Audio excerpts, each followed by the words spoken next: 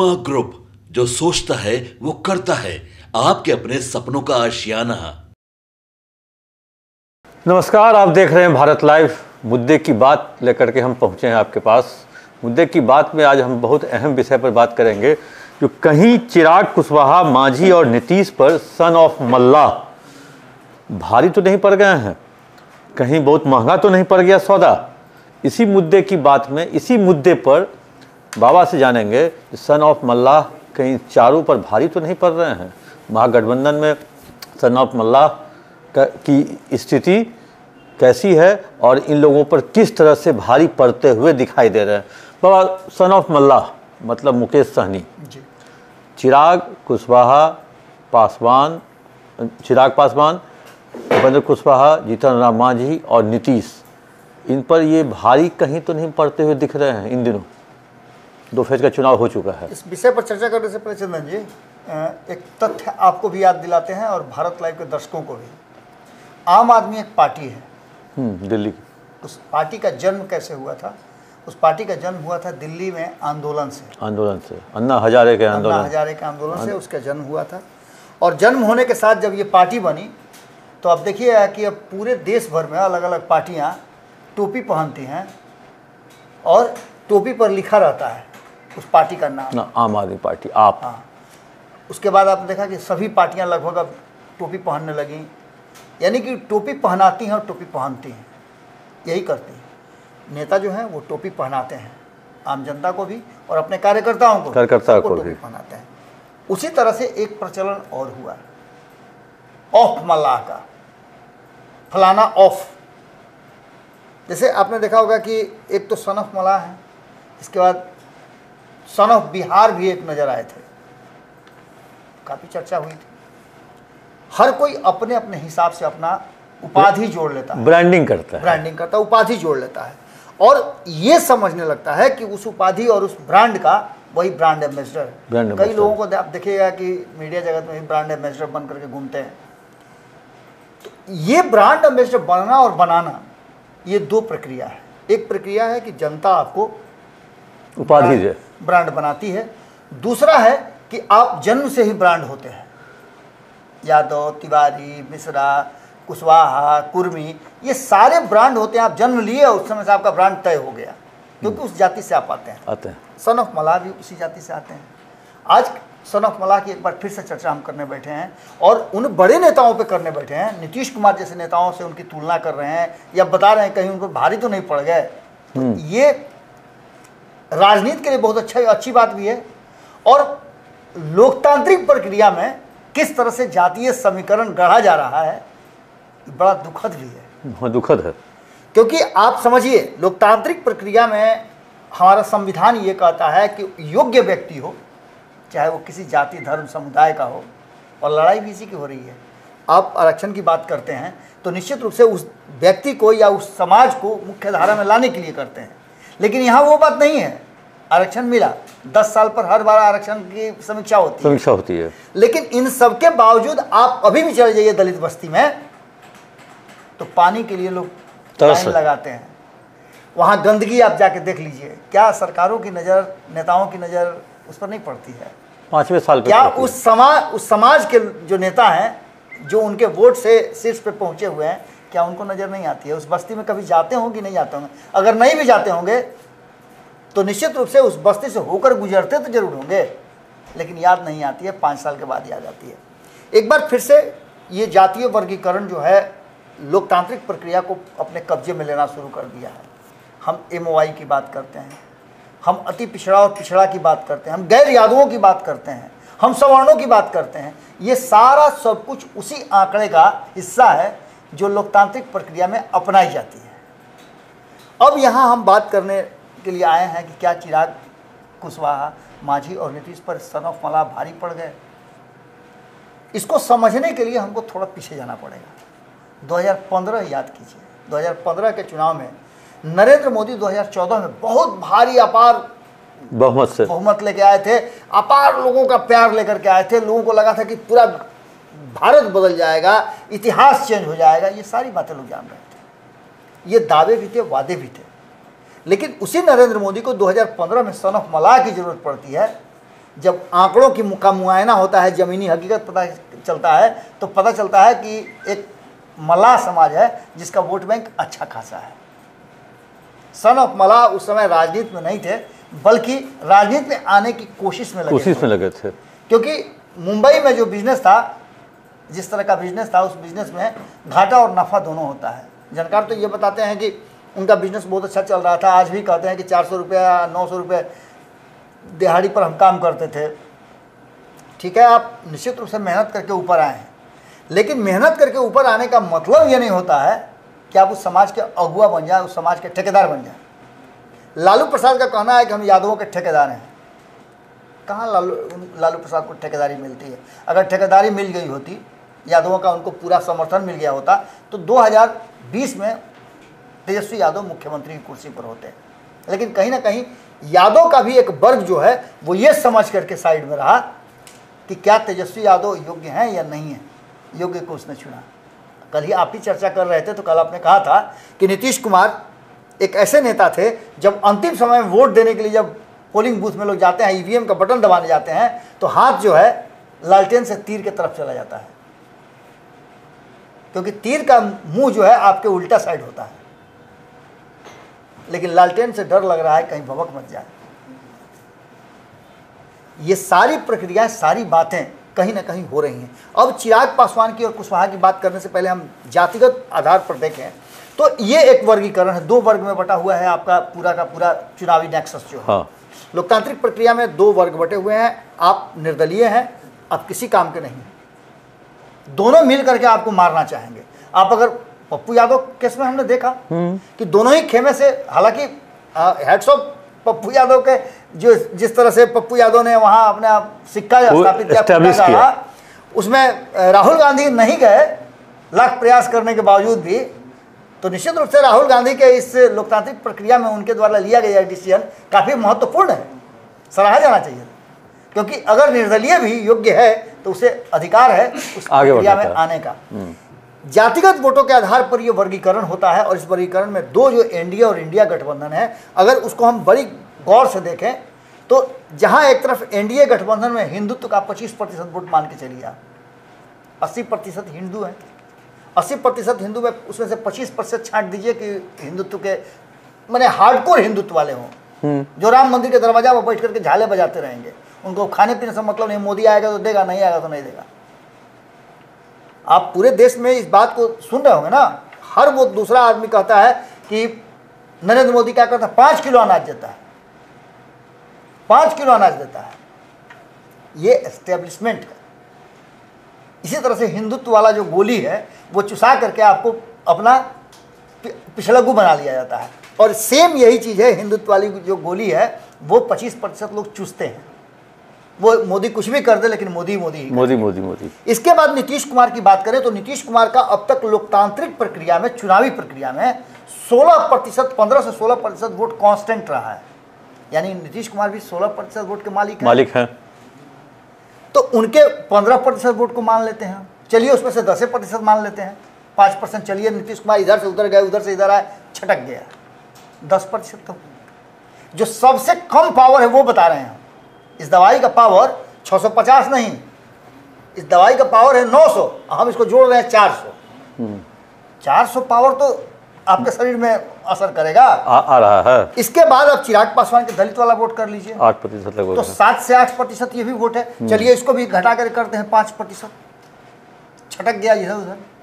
इसके बाद मांझी जो है उनके वोटों को लेकर के आप आइए, तो वो भी 2 से 3% मान के चलिए कि उनका आएगा, और ये कहीं जाने होने वाला नहीं है, क्योंकि मुसहर का कोई बड़ा नेता उधर नजर नहीं आ रहा है।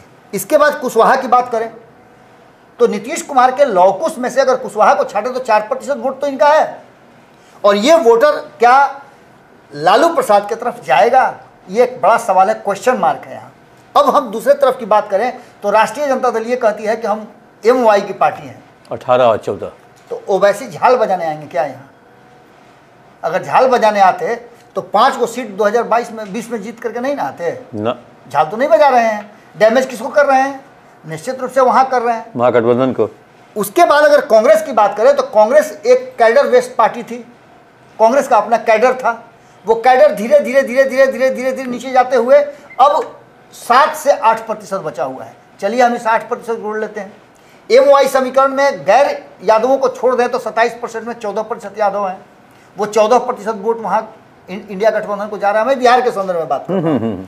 8% वोट आप मान के चलिए कि आपको जा रहा है कांग्रेस वाला, 22%। इसके बाद मुस्लिम वाला वोट जो है, जो 17-18% है, उस वोट को आप 18% नहीं 15% मान लीजिए कि जा रहा है उधर, 3% छटका के ले जा रहे हैं उधर, तो 15% जा रहा है। तो इस 15% को जोड़ दीजिए तो 37 हो गया। इसके बाद का जो प्रतिशत है लेफ्ट और सहनी का, ये मेन वहां आकर के फैक्टर डिसाइडर फैक्टर।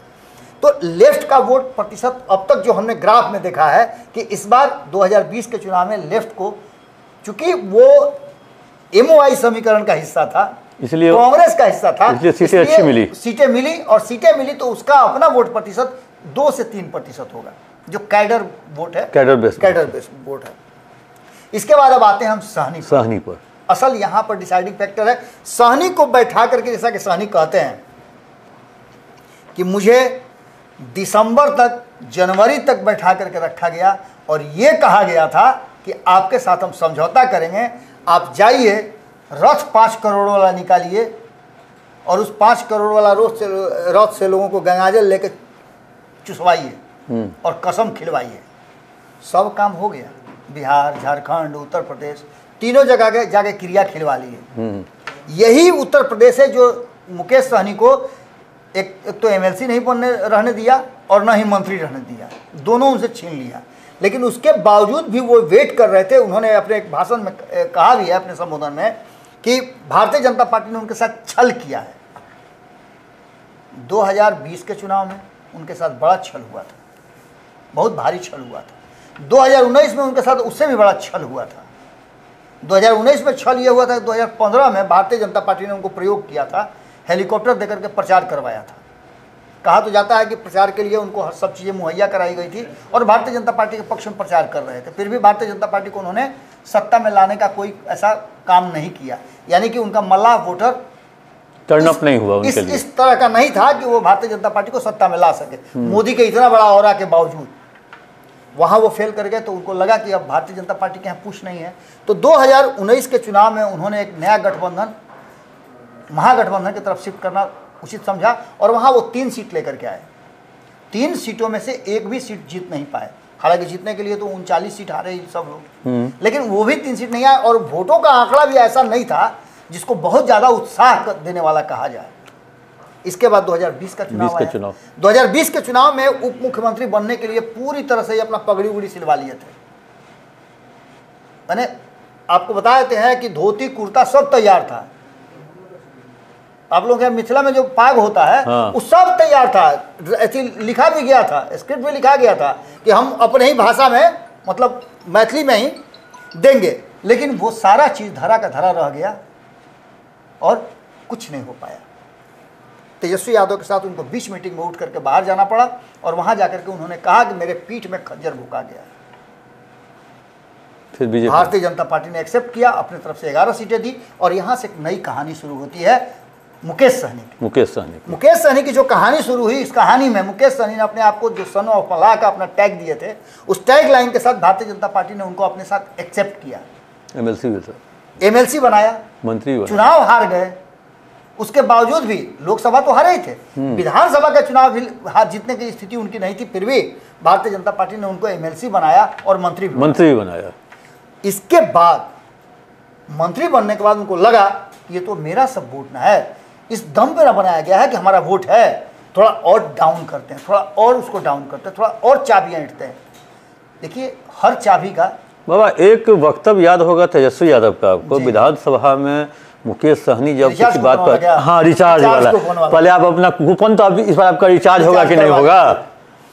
तो जब ताला में आप चाबी घुमाने लगते हैं तो ताला खुले या नहीं खुले, कभी कभी चाबी दोबारा नहीं घूम जाता है, पूरा गोल घूम जाता है, ताला खुल भी नहीं करता है।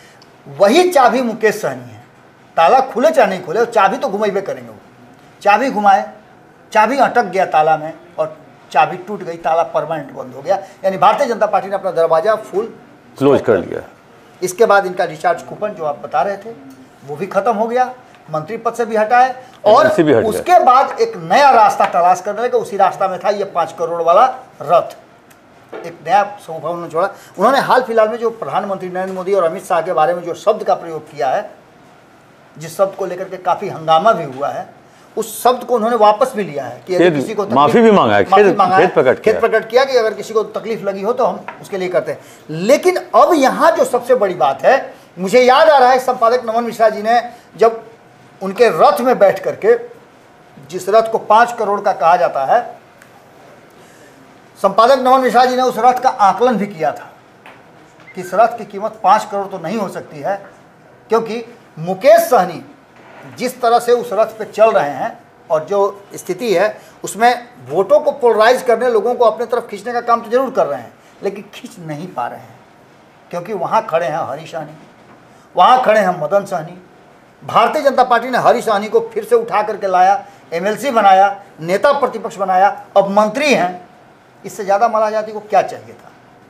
उधर मदन सहनी है नीतीश के खेमे में, जिनको बार बार खिसियाई हो जाते हैं, रूसी हो जाते हैं, तब भी मंत्री बना, तभी मंत्री बनते हैं वो।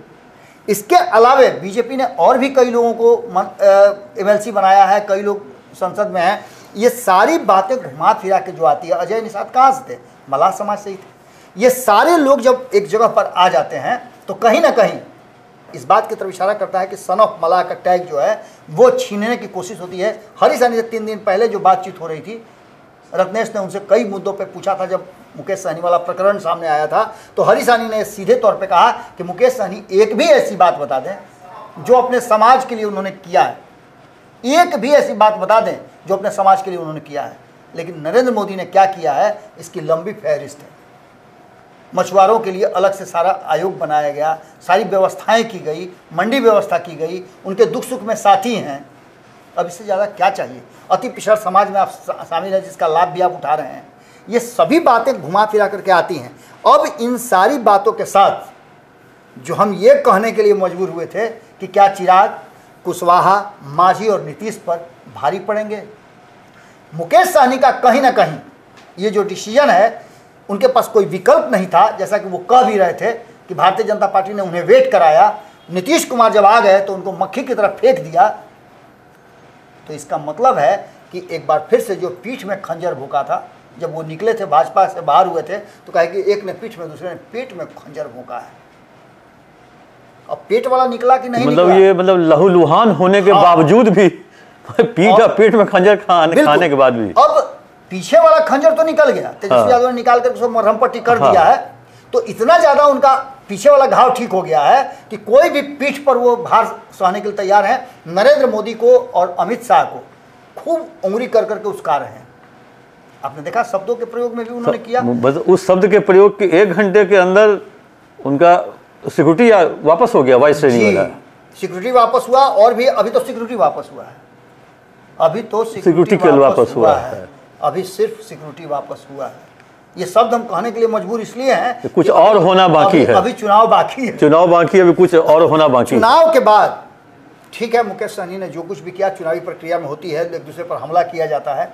लेकिन जिस तरह से तेजस्वी के साथ आकर के, जब तेजस्वी नरेंद्र मोदी को गाली नहीं दे रहे हैं, उनको उस तरह के शब्दों का प्रयोग नहीं कर रहे हैं, नीतीश कुमार को उस तरह से गाली नहीं दे रहे हैं, शब्दों का प्रयोग नहीं कर रहे हैं, तो आप जबकि वहां भी रह चुके हैं, यहाँ भी, क्या तेजस्वी यादव को और लालू प्रसाद को खुश रखने के लिए आप डिस्को डांस करना शुरू कर दीजिएगा?